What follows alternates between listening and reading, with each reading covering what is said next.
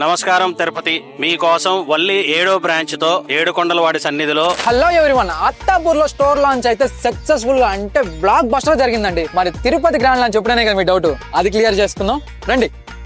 Hello sir, ఇప్పుడు అత్తాపూర్ లో store launch grand successful గా మంచిగా జరిగింది సార్. మరి అందరికి ఆంధ్ర వాళ్ళకి తిరుపతి గ్రాండ్ లాంచ్ ఎప్పుడు అని చెప్పి చాలా మంది డౌట్, ఫోన్ కాల్స్ తో చంపేస్తున్నారు సార్. అసలు అదొక్కసారి మాకు క్లారిటీ ఇస్తారా?